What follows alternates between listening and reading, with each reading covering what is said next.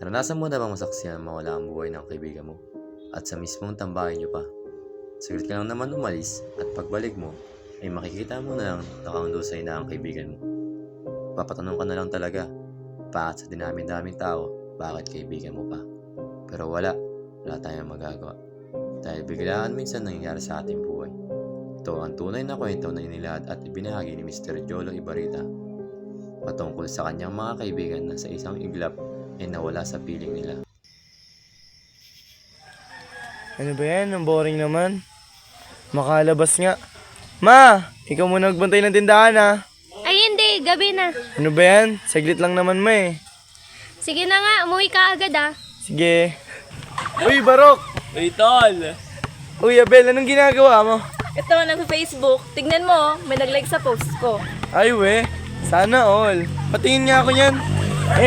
Pangit naman ang profile mo eh. Pangit daw! Inggit ka lang. Pangit. Aray!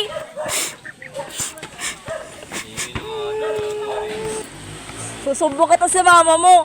Ate Che, si Jolo nangungurot. Ano na namang yung pinagagawa mo? Isagado mo na nga yung tindahan. Pumasok ka na dito. Ano ba yan ma? Parang kinurot lang naman eh.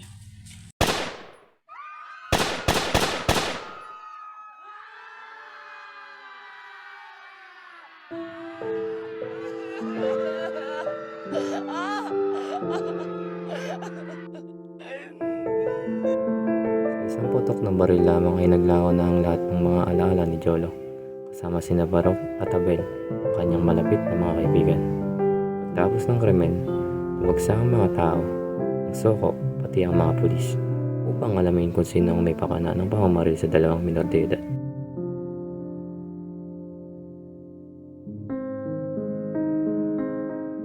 Magandang gabi po. Kami po ang Soko Team. Nais po namin kayo interviewin dahil sa karaming naganap. Pwede po ba namin malaman ang inyong pangalan? Ako po si Chuchi Ibarita. Maaari niyo po bang ilahad sa amin kung saan po ito yung naganap? Dito lang po sa amin sa court ng Phase 4. Anong oras po ito nangyari? Banda pong 9 p.m. Sa palagay niyo po, may naging kalitan po ba siya o nakaaway man lang? Wala naman po. Ilang putok ng baril ang iyong narinig? Hindi ko po maalala eh. Pero po madami po yun. Hindi ko panipaniwala ang nangyari sa kanila. Hindi ako makapaniwala. Sana hindi ko na lang siya kinurot. Sana hindi ko na lang siya inasar. Nakakonsensya ako. Malipas ang ilang oras, umuba ang ingay mula sa labas ng bahay nila Jolo. Marami ang nagluksa at nag-alay ng kanilang mga panalangin sa dalawang bata. Ang mga magulong ito ay patuloy na humiyaw ng katarungan kasama ang mga kaibigan nila.